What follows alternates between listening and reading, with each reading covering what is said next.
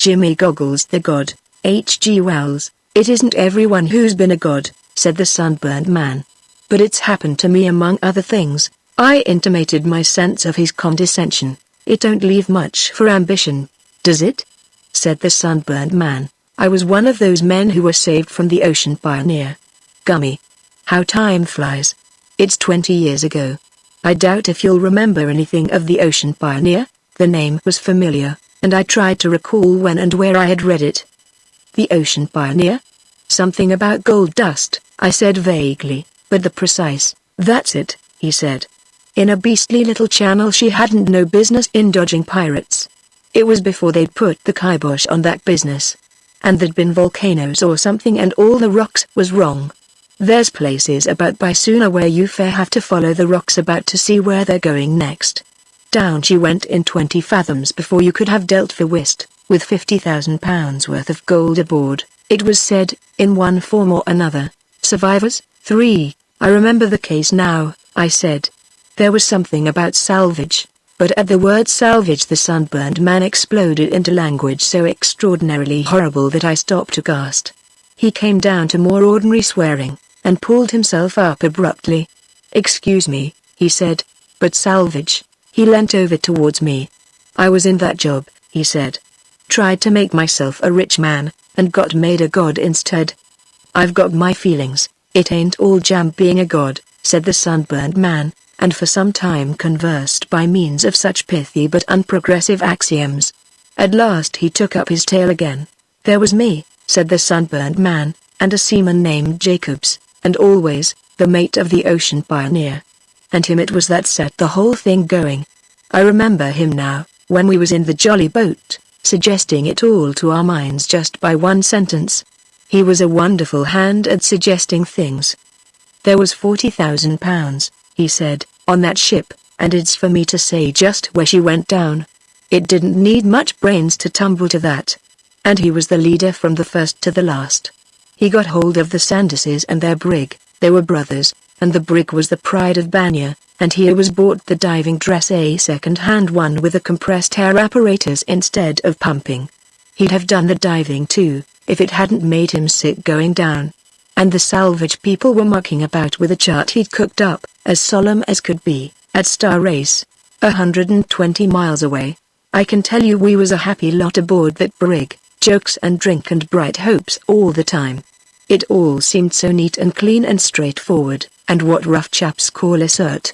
And we used to speculate how the other blessed lot, the proper salvagers, who'd started 2 days before us, were getting on, until our sides fairly ached. We all messed together in the Sanderses' cabin. It was a curious crew, all officers and no men, and there stood the diving dress waiting its turn. Young Sanders was a humorous sort of chap, and there certainly was something funny in the confounded thing's great fat head and its stare, and he made us see it too. Jimmy Goggles, he used to call it, and talked to it like a Christian. Asked if he was married, and how Mrs. Goggles was, and all the little Goggleses. Fit to make you split. And every blessed day all of us used to drink the health of Jimmy Goggles in rum, and unscrew his eye and pour a glass of rum in him, until, instead of that nasty McIntosher, he smelt as nice in his inside as a cask of rum. It was jolly times we had in those days, I can tell you, little suspecting, poor chaps. What was they coming? We weren't going to throw away our chances by any blessed hurry, you know, and we spent a whole day sounding our way towards where the Ocean Pioneer had gone down, right between 2 chunks of ropey grey rock lava rocks that rose nearly out of the water. We had to lay off about half a mile to get a safe anchorage, and there was a thundering row who should stop on board. And there she lay just as she had gone down, so that you could see the top of the masts that was still standing perfectly distinctly. The row ended in all coming in the boat. I went down in the diving dress on Friday morning directly it was light. What a surprise it was. I can see it all now quite distinctly. It was a queer-looking place, and the light was just coming. People over here think every blessed place in the tropics is a flat shore and palm trees and surf, bless 'em. This place, for instance, wasn't a bit that way.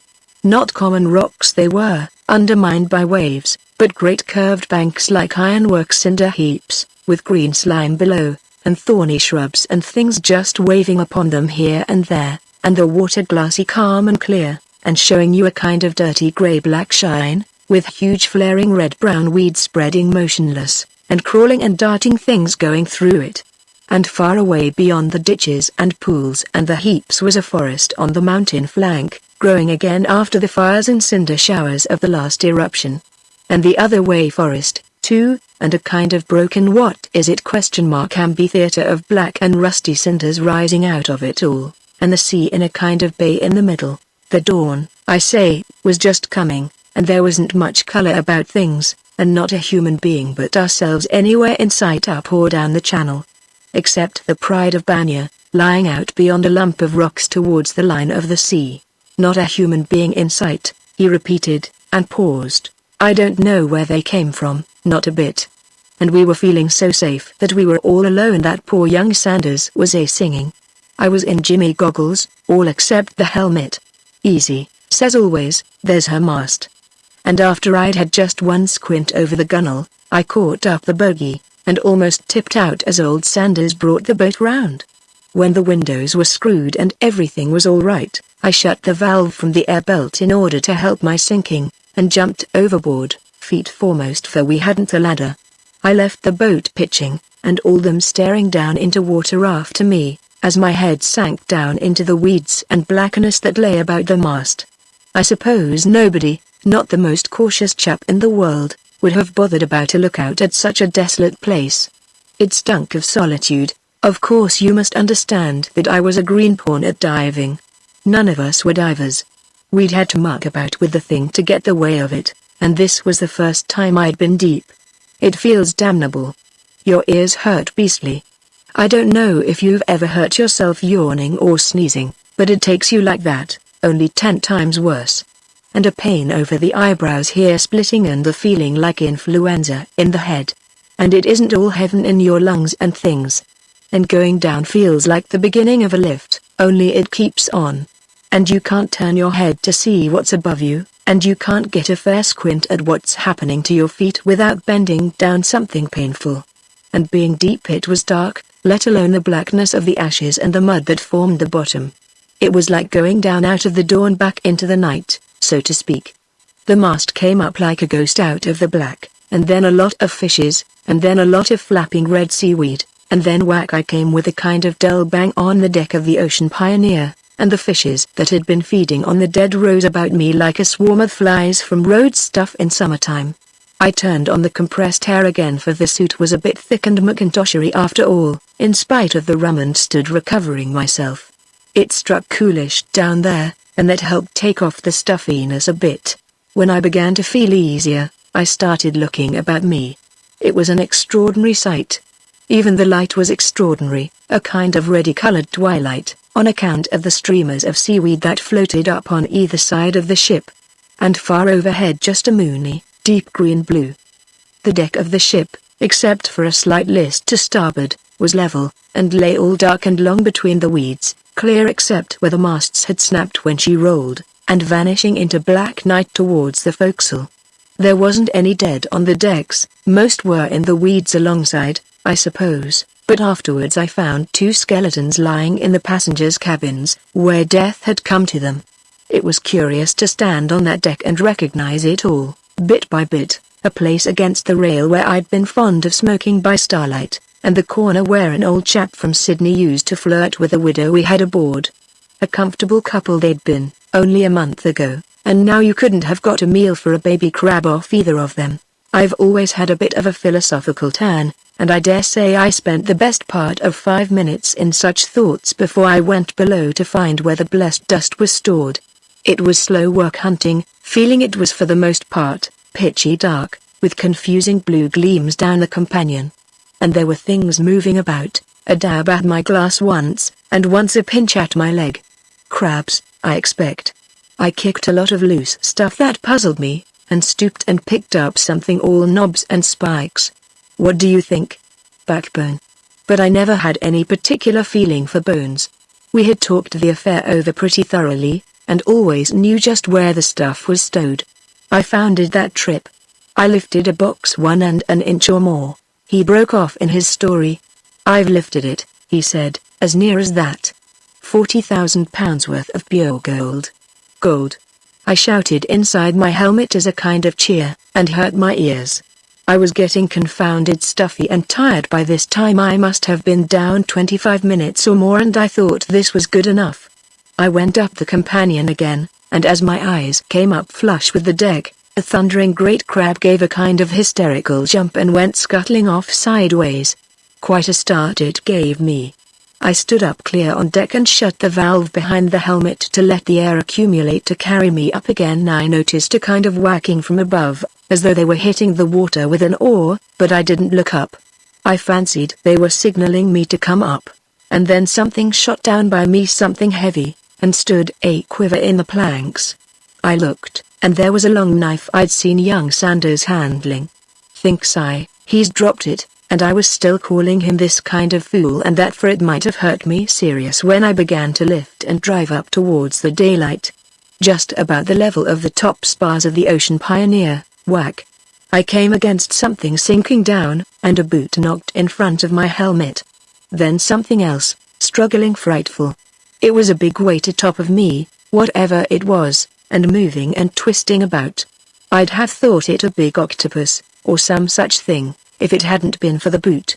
But octopuses don't wear boots. It was all in a moment, of course. I felt myself sinking down again, and I threw my arms about to keep steady, and the whole lot rolled free of me and shot down as I went up. He paused. I saw young Sanders's face, over a naked black shoulder, and a spear driven clean through his neck, and out of his mouth and neck what looked like spurts of pink smoke in the water.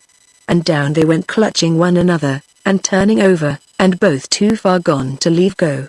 And in another second my helmet came a whack, fit to split, against the nigger's canoe. It was niggers. 2 canoes full. It was lively times, I tell you. Overboard came always with 3 spears in him. There was the legs of 3 or 4 black chaps kicking about me in the water. I couldn't see much, but I saw the game was up at a glance, gave my valve a tremendous twist, and went bubbling down again after poor always, in as awful a state of scare and astonishment as you can well imagine. I passed young Sanders and the nigger going up again and struggling still a bit, and in another moment I was standing in the dim again on the deck of the Ocean Pioneer. Gummy, thinks I, here's a fix. Niggers? At first I couldn't see anything for it but stifle below or stabs above. I didn't properly understand how much air there was to last me out, but I didn't feel like standing very much more of it down below. I was hot and frightfully heady, quite apart from the blue funk I was in. We'd never reckoned with these beastly natives, filthy Papuan beasts. It wasn't any good coming up where I was, but I had to do something. On the spur of the moment, I clambered over the side of the brig and landed among the weeds, and set off through the darkness as fast as I could. I just stopped once and knelt, and twisted back my head in the helmet and had a look up. It was a most extraordinary bright green blue above, and the 2 canoes and the boat floating there very small and distant like a kind of twisted H. And it made me feel sick to squint up at it, and think what the pitching and swaying of the 3 meant. It was just about the most horrible 10 minutes I ever had, blundering about in that darkness, pressure, something awful, like being buried in sand, pain across the chest, sick with funk, and breathing nothing as it seemed but the smell of rum and mackintosh. Gummy. After a bit, I found myself going up a steepish sort of slope. I had another squint to see if anything was visible of the canoes and boats, and then kept on. I stopped with my head a foot from the surface, and tried to see where I was going, but, of course, nothing was to be seen but the reflection of the bottom. Then out I dashed, like knocking my head through a mirror. Directly I got my eyes out of the water, I saw I'd come up a kind of beach near the forest. I had a look round, but the natives and the brig were both hidden by a big hummocky heap of twisted lava. The born fool in me suggested a run for the woods. I didn't take the helmet off, but I eased open one of the windows, and, after a bit of a pant, went on out of the water.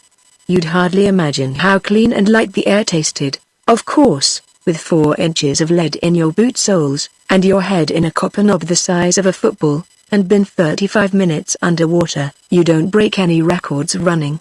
I ran like a plowboy going to work. and halfway to the trees I saw a dozen niggers or more, coming out in a gaping, astonished sort of way to meet me. I just stopped dead, and cursed myself for all the fools out of London. I had about as much chance of cutting back to the water as a turned turtle. I just screwed up my window again to leave my hands free, and waited for them. There wasn't anything else for me to do, but they didn't come on very much. I began to suspect why. "Jimmy Goggles," I says, "it's your beauty does it." I was inclined to be a little light-headed, I think, with all these dangers about and the change in the pressure of the blessed air.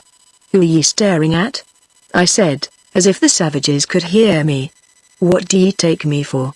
I'm hanged if I don't give you something to stare at," I said, and with that I screwed up the escape valve and turned on the compressed air from the belt, until I was swelled out like a blown frog. Regular imposing it must have been. I'm blessed if they'd come on a step, and presently one and then another went down on their hands and knees. They didn't know what to make of me, and they was doing the extra polite, which was very wise and reasonable of them. I had half a mind to edge back seaward and cut and run, but it seemed too hopeless. A step back and they'd have been after me. And out of sheer desperation I began to march towards them up the beach, with slow, heavy steps, and waving my blown-out arms about, in a dignified manner. And inside of me I was singing as small as a tomtit. But there's nothing like a striking appearance to help a man over a difficulty, I've found that before and since. People like ourselves, who're up to diving dresses by the time we're 7, can scarcely imagine the effect of one on a simple-minded savage. One or two of these niggers cut and run, the others started in a great hurry trying to knock their brains out on the ground. And on I went as slow and solemn and silly-looking and artful as a jobbing plumber. It was evident they took me for something immense. Then up jumped one and began pointing, making extraordinary gestures to me as he did so, and all the others began sharing their attention between me and something out at sea. "What's the matter now?" I said. I turned slowly on account of my dignity, and there I saw, coming round a point, the poor old Pride of Banya towed by a couple of canoes. The sight fairly made me sick. But they evidently expected some recognition, so I waved my arms in a striking sort of non-committal manner. And then I turned and stalked on towards the trees again. At that time I was praying like mad, I remember, over and over again, "Lord help me through with it. Lord help me through with it."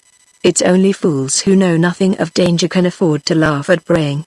But these niggers weren't going to let me walk through and away like that. They started a kind of bowing dance about me, and sort of pressed me to take a pathway that lay through the trees. It was clear to me they didn't take me for a British citizen, whatever else they thought of me, and for my own part one was never less anxious to own up to the old country. You'd hardly believe it, perhaps, unless you're familiar with savages, but these poor, misguided, ignorant creatures took me straight to their kind of joss place to present me to the blessed old black stone there. By this time I was beginning to sort of realize the depth of their ignorance, and directly I set eyes on this deity I took my cue. I started a baritone howl, wow wow, very long on one note, and began waving my arms about a lot, and then very slowly and ceremoniously turned their image over on its side and sat down on it. I wanted to sit down badly, for diving dresses ain't much wear in the tropics. Or, to put it different like, they're a sight too much. It took away their breath, I could see, my sitting on their joss, but in less time than a minute they made up their minds and were hard at work worshipping me. And I can tell you I felt a bit relieved to see things turning out so well, in spite of the weight on my shoulders and feet. But what made me anxious was what the chaps in the canoes might think when they came back. If they'd seen me in the boat before I went down, and without the helmet on, for they might have been spying and hiding since overnight, they would very likely take a different view from the others. I was in a deuce of a stew about it for hours, as it seemed, until the shindy of the arrival began. But they took it down, the whole blessed village took it down. At the cost of sitting up stiff and stern, as much like those sitting Egyptian images one sees as I could manage, for pretty nearly 12 hours, I should guess at least, on end. I got over it. You'd hardly think what it meant in that heat and stink. I don't think any of them dreamt of the man inside. I was just a wonderful leathery great joss that had come up with luck out of the water. But the fatigue, the heat, the beastly closeness, the macintoshiness and the rum, and the fuss. They lit a stinking fire on a kind of lava slab that was before me, and brought in a lot of gory muck, the worst parts of what they were feasting on outside, the beasts, and burnt it all in my honor. I was getting a bit hungry, but I understand now how gods managed to do without eating, what with the smell of burnt offerings about them. And they brought in a lot of the stuff they'd got off the brig and, among other stuff, what I was a bit relieved to see, the kind of pneumatic pump that was used for the compressed air affair, and then a lot of chaps and girls came in and danced about me, something disgraceful. It's extraordinary the different ways different people have of showing respect. If I'd had a hatchet handy I'd have gone for the lot of them. They made me feel that wild. All this time I sat as stiff as company, not knowing anything better to do. And at last, when nightfall came, and the Wattle Joss house place got a bit too shadowy for their taste, all these here savages are afraid of the dark, you know, and I started a sort of moo noise. They built big bonfires outside and left me alone in peace in the darkness of my hut, free to unscrew my windows a bit and think things over, and feel just as bad as I liked. And Lord, I was sick. I was weak and hungry, and my mind kept on behaving like a beetle on a pin. Tremendous activity and nothing done at the end of it. Come round just where it was before. There was sorrowing for the other chaps, beastly drunkards certainly, but not deserving such a fate, and young Sanders with the spear through his neck wouldn't go out of my mind. There was the treasure down there in the Ocean Pioneer, and how one might get it and hide it somewhere safer, and get away and come back for it. And there was the puzzle where to get anything to eat. I tell you, I was fair ambling. I was afraid to ask by signs for food, for fear of behaving too human, and so there I sat and hungered until very near the dawn. Then the village got a bit quiet, and I couldn't stand it any longer, and I went out and got some stuff like artichokes in a bowl and some sour milk. What was left of these I put away among the other offerings, just to give them a hint of my tastes. And in the morning they came to worship, and found me sitting up stiff and respectable on their previous god, just as they'd left me overnight. I'd got my back against the central pillar of the hut, and, practically, I was asleep.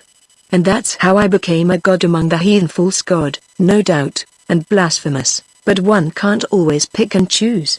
Now, I don't want to crack myself up as a god beyond my merits, but I must confess that while I was god to these people they was extraordinarily successful. I don't say there's anything in it, mind you. They won a battle with another tribe. I got a lot of offerings I didn't want through it. They had wonderful fishing, and their crop of poorer was exceptional fine. And they counted the capture of the brig among the benefits I brought em. I must say I don't think that was a poor record for a perfectly new hand. And, though perhaps you'd scarcely credit it, I was the tribal god of those beastly savages for pretty nearly 4 months. What else could I do, man? But I didn't wear that diving dress all the time. I made em rig me up a sort of holy of holies, and a deuce of a time I had too, making them understand what it was I wanted them to do. That indeed was the great difficulty, making them understand my wishes. I couldn't let myself down by talking their lingo badly, even if I'd been able to speak at all, and I couldn't go flapping a lot of gestures at them. So I drew pictures in sand and sat down beside them and hooted like 1 o'clock. Sometimes they did the things I wanted all right, and sometimes they did them all wrong. They was always very willing, certainly. All the while I was puzzling how I was to get the confounded business settled. Every night before the dawn I used to march out in full rig and go off to a place where I could see the channel in which the Ocean Pioneer lay sunk, and once even, one moonlight night, I tried to walk out to her. But the weeds and rocks and dark clean beat me. I didn't get back till full day, and then I found all those silly niggers out on the beach praying their sea god to return to them. I was that vexed and tired, messing and tumbling about, and coming up and going down again. I could have punched their silly heads all round when they started rejoicing. Hanged if I like so much ceremony. And then came the missionary. That missionary. What a guy. Gummy. It was in the afternoon, and I was sitting in state in my outer temple place, sitting on that old black stone of theirs, when he came. I heard a row outside and jabbering, and then his voice speaking to an interpreter. They were ship stocks and stones, he said, and I knew what was up, in a flash. I had one of my windows out for comfort, and I sang out straight away on the spur of the moment. "Stocks and stones," I says. "You come inside," I says, "and I'll punch your blooming Exeter Hall of a head." There was a kind of silence and more jabbering, and in he came, Bible in hand, after the manner of the May little sandy chap in specs and a pith helmet. I flatter myself that me sitting there in the shadows, with my copper head and my big goggles, struck him a bit of a heap at first. "Well," I says, "how's the trade in scissors?" For I don't hold with missionaries. I had a lark with that missionary. He was a raw hand, and quite outclassed by a man like me. He gasped out who was I, and I told him to read the inscription at my feet if he wanted to know. There wasn't no inscription, why should there be? But down he goes to read, and his interpreter, being of course as superstitious as any of them, more so by reason of his seeing missionary close to, took it for an act of worship and plumped down like a shot. All my people gave a howl of triumph, and there wasn't any more business to be done in my village after that journey, not by the likes of him. But, of course, I was a fool to choke him off like that. If I'd had any sense I should have told him straight away of the treasure and taken him into company. I've no doubt he'd have come into company. A child, with a few hours to think it over, could have seen the connection between my diving dress and the loss of the Ocean Pioneer. A week after he left I went out one morning and saw the Motherhood, the salvors ship from Star Race, towing up the channel and sounding. The whole blessed game was up, and all my trouble thrown away. Gummy! How wild I felt! And guying it in that stinking silly dress. 4 months, the sunburned man's story degenerated again. "Think of it," he said, when he emerged to linguistic purity once more. £40,000 worth of gold. Did the little missionary come back? I asked. "Oh yes. Bless him." And he pledged his reputation there was a man inside the god, and started out to sea as much with tremendous ceremony. But wasn't he got sold again? I always did hate scenes and explanations, and long before he came I was out of it all, going home to Banyo along the coast, hiding in bushes by day, and thieving food from the villages by night. Only weapon, a spear. No clothes, no money. Nothing. My face, my fortune, as the saying is. And just a squeak of £8,000 of gold, 5th share. But the natives cut up Rusty, thank goodness, because they thought it was him had driven their luck away.